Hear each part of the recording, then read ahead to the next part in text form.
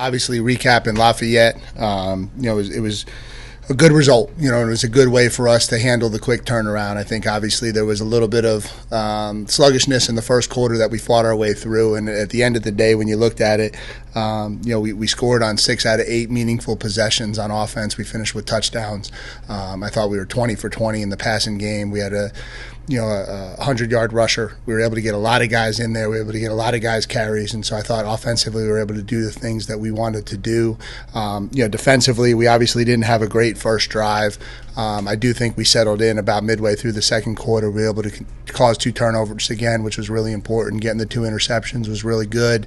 I thought we finished the game the way we wanted to finish it. And then obviously we were able to get some guys in, not quite as many on defense as we maybe wanted to because of how the fourth quarter played itself out from a time of possession standpoint. But all in all, I thought we did the things we needed to do to go out and win the football game. Want to just kind of acknowledge our players of the week. Defensively, our lineman of the game was Wes Williams. Thought he had a really good night. Our player of the game was Aeneas Peebles. I thought he brought some pass rush that was really good.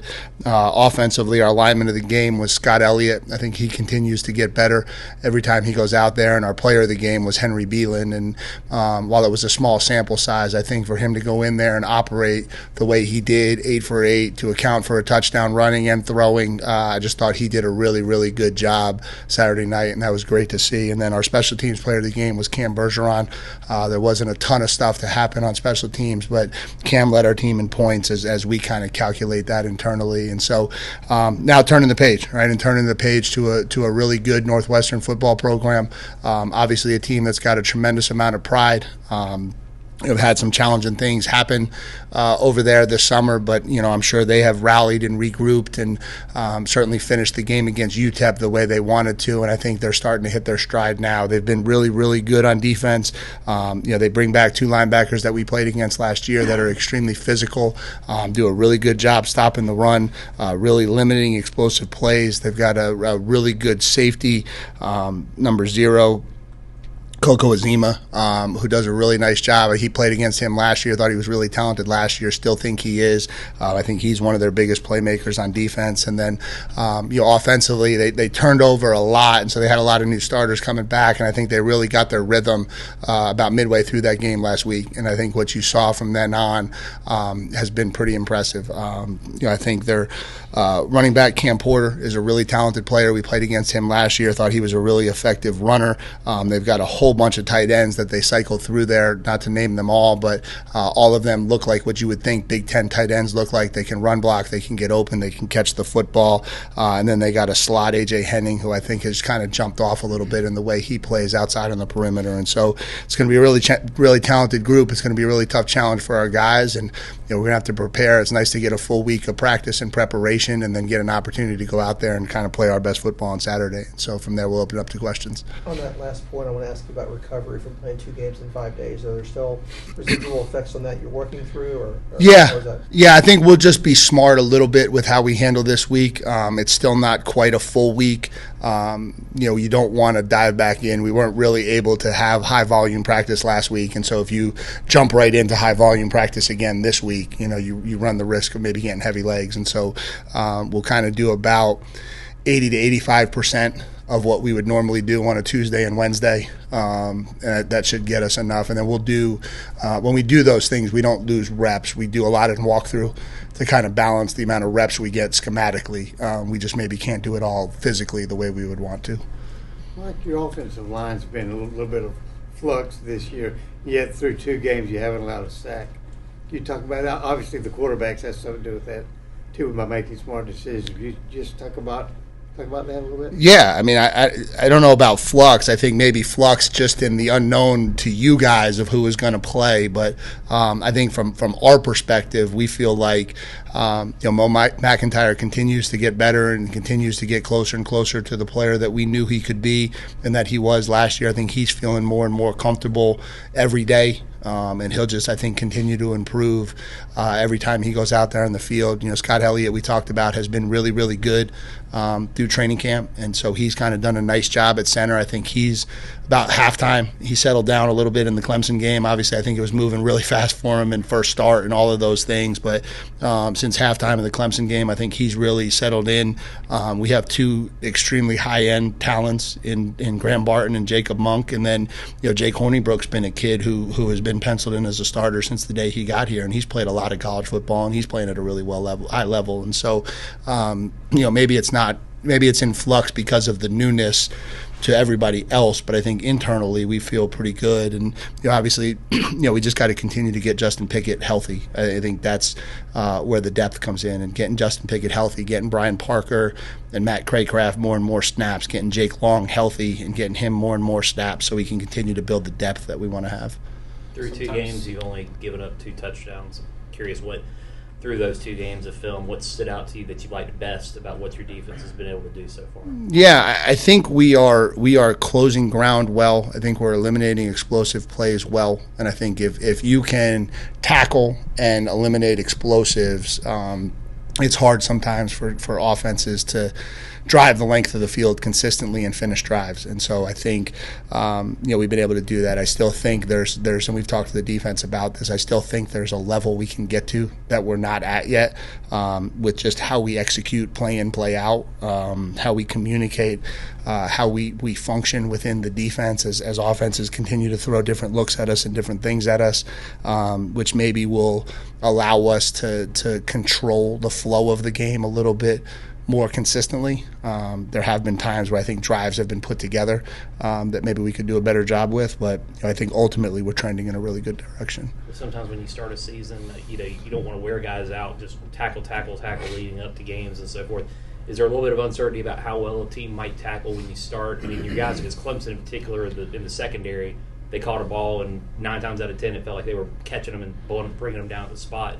Did you have a feeling that this could be a good group tackle-wise? Yeah, I mean, we tackle. That whole, we talk to the guys about it all the time. You can't get good at football without playing football, right? And so we don't put our kids at risk. But sometimes, I tell our guys, sometimes the least dangerous drill you can do in football is a one-on-one open space tackling drill, because it's really, really hard to get a high-end collision in the drill. If you quick whistle it and you're smart about your aiming point when you tackle, you can do some tackling drills in ways that can be safe. And we try to do a lot of that. Sometimes if you do goal line period for 20 straight minutes and you just create pile-ups and bodies on top of bodies, sometimes that's not the best way to go about it, but there are ways, I think, that you can be really smart in how you practice tackling, and I think we try to do that. Mike, going back to the sacks discussion for a little bit, Riley's internal clock seemed to be pretty on point with knowing when he had to get rid of it and throw it away, especially in the Clemson game. Is that something he's improved on, or was he that good at it last year? No, I think he's improved on it. I think that's something he's gotten better at, and again, it's something we talk a lot about, being successful on drives and being efficient in our drives, and how much each yard matters, right? And your percent success of converting a first down, if you can put us in 2nd and 8 versus 2nd and 12, right? That's an enormous difference. 2nd and 8 is better than 2nd and 10, and he understands that stuff probably more now. I think that's probably some of that next level stuff that we can talk about. And so, there's times where you see a quarterback throw it away to create a 2nd and 10, and you'll see Riley maybe just kind of drift into a little bit of space and get 3 yards, right? And 2nd and 7 is a big difference. It really is, and it opens up the playbook a little bit more for you on 2nd down and keeps you in rhythm. And so I think he's managing that stuff at a really, really high level. Is the process showing him more the analytical charts of that, or is it more showing him game film and showing him, hey, this is what happened last year in this game and this didn't work? Yeah, probably a little bit of both. I think, and I think you get to a level where, last year, we were just teaching them how to call the snap cadence, right? And because all of it, that's what we talked about during training camp, right? All the stuff was new. And so it was okay, here's how we go on 1, here's how we go on 2. And that's where it all started. And so we go over down and distance, we go over what all that stuff means, we go over all the analytics, but sometimes it doesn't sink in to the level you would hope it would, because there's just too much other stuff to focus on, right? This year, he doesn't need to worry about any of that other stuff, right? So now his learning can go to a whole new level, and you hope that shows up in how we play the game, and I think it is. Digging a little bit into Henry, when he came in, could have easily just handed the ball off the rest of the game, but was that intentional from the get-go to put him in those situations where he had to throw the ball? Yeah, and I think that's one of the things that I've learned over the years is, we respect everybody. We certainly respect every opponent. We're never trying to disrespect anyone. We're never going to disrespect the game, and we're never going to do anything obscene. But at the end of the day, our job is to our kids to prepare them to be successful, right? And that's the thing that we've got to take care of. And so it was really important for us to get Henry out there and allow him to execute the game plan, right? That's why we kept Jordan Moore. That's why we kept Samir Hagans in. There's going to come a point in time this year where we're playing a big football game, and Henry Beelan might be the quarterback, and he might have to put us on a drive to win a football game. And it's unfair to him to get into that situation without taking advantage of opportunities when they present themselves to go out there and play, right? And so, I think as the game wore on into the fourth quarter, I think we took the air out of the ball and we milked the clock and we just kind of let it wilt away. But there was a point in time where even though we were winning, we had to keep playing, and we had to keep playing to allow him to play the game. And we didn't wait until the game was completely out of hand either to put him in. We have a lot of confidence in Henry, and we certainly didn't anticipate any drop off in play. We felt like he would go out there and move the offense, and we weren't worried at 28-7 that he would stall the offense. And so I think we were able to get out of it what we wanted to. Other than Henry, were there any deep reserves who played well enough that maybe they made a case for seeing the field?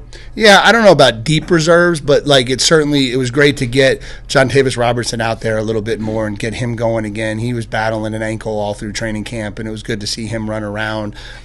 We moved Jake Taylor to wide receiver, and so we were able to get him a couple reps. He had a nice catch. That was something that was really good to see. Obviously, getting Peyton Jones a lot of carries was really critical for us. And so, I don't know about deep reserves, but certainly some of those guys that are going to be the next guys that at some press conference down the road we're going to be talking about the big role that they played in a critical game. I think getting those guys reps was really important. You moved one of your wide receivers to running back. Talking about Boyd, can you talk a little bit about how that happened? Yeah, we watched him a lot in camp. We brought in 4 wide receivers, and we just felt like he was really good with the ball in his hands.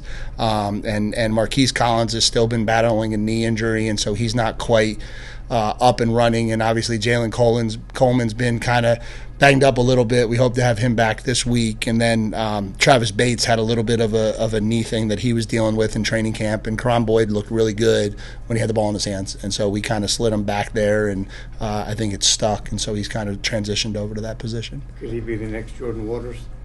Sure. Any one of those guys could be. I mean, somebody who started out as a... Oh, I didn't even know Jordan started at wideout. No, yeah. Oh, I didn't even know that. Yeah, there you go. So, yeah, maybe. Yeah, I'm sorry. I didn't even realize that. Yeah. Coach, do you have any update yet on Jeremiah Lewis's injury? Yeah, I mean, he's day-to-day. He's out there. He was out there practicing today, and so we hope to have him available this weekend. What stood out about Scott Elliott from when he got here to being able to kind of be I don't know if he's a sixth offensive lineman or if he's the starting center at this point? Yeah, I mean, he's the starting center because every game we've gone out there, he's been the starting center. But yeah, I think that the first thing is his toughness. I think he battled. And he got here. He got sick right when he got here, and so getting thrust into Coach Feely midsummer is not the easiest thing in the world. Getting sick right when you get here and then having to come out of that and get into Coach Feely's world is not the easiest thing in the world. And so the toughness jumped out. And then I thought we saw movement skills that were really good. We were able to do some position specific work with the guys in the summer now, and so we were able to kind of work with him a little bit and see some of that stuff, and that jumped out right away. And then he just picked things up really quickly, and obviously we feel like we have some pretty good defensive tackles, and he did a nice job in camp blocking them. And so we have a lot of confidence in Scott going out there and playing. Coach, you got a scouting report on Northwestern. I know they probably gave you a lot more to work with as far as film from their last game against UTEP. But what are some challenges that they will present when you face them on Saturday? Yeah, I mean, obviously they're a Big Ten team, so they're big and they're physical. They've been able to run the ball really well. Last week in the second half, they got the running game going a little bit. Defensively, they're giving up about 15 points a game. They've been very physical. They're very stout. I think they know the scheme that they're playing very well, and they play it very fast. And so I think, I think they're a big challenge for us.